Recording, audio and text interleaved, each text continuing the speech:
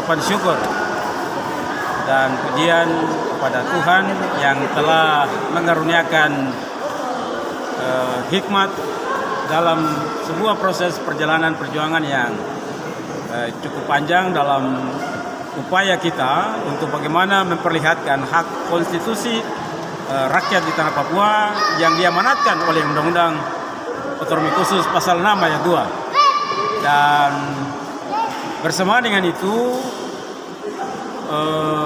organisasi pejuang Barisan Merah Putih Republik Indonesia telah mampu memperlihatkan kemampuannya untuk bisa memperlihatkan bahwa ini hak rakyat Papua dan negara menyetujuinya dalam sebuah keputusan Mahkamah Konstitusi Republik Indonesia. Memang hal ini menjadi sebuah proses yang cukup panjang dan membutuhkan kesabaran, dan akhirnya Tuhan menentukan waktu pelantikan.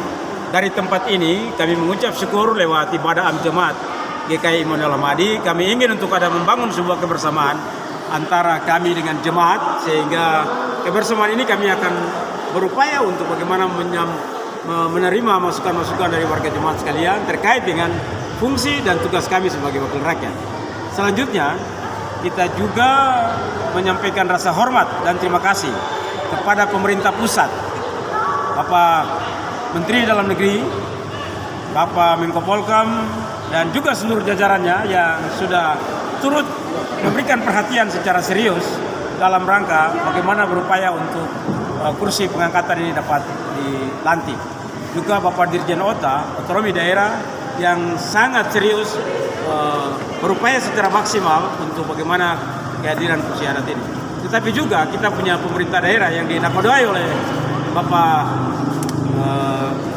Lukas NMB dan juga Bapak Clementina yang berkomitmen bahwa hak konstitusi rakyat Papua ini harus dipakai.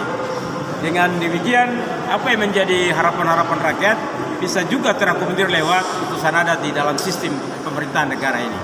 Dan inilah bukti dari komitmen negara Republik Indonesia dalam rangka bagaimana memperlihatkan komitmen negara untuk bagaimana mengakui kedaulatan adat ini dalam sistem pemerintahan negara ini. Selanjutnya, kita juga hari ini memiliki seorang sekretaris daerah Provinsi Papua yang cukup gesik, kreatif, dan mampu membangun sinergi antara kelembagaan daerah yang ada, Forkopimda yang ada, sehingga apa yang menjadi harapan-harapan rakyat itu bisa terselesaikan dengan baik.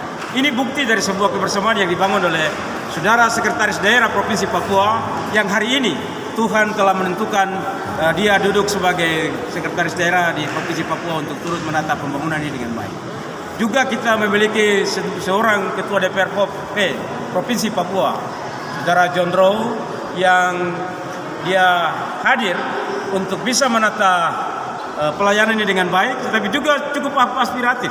Dia bisa menerima masukan dari berbagai pihak untuk bagaimana menjawab apa yang menjadi harapan rakyat.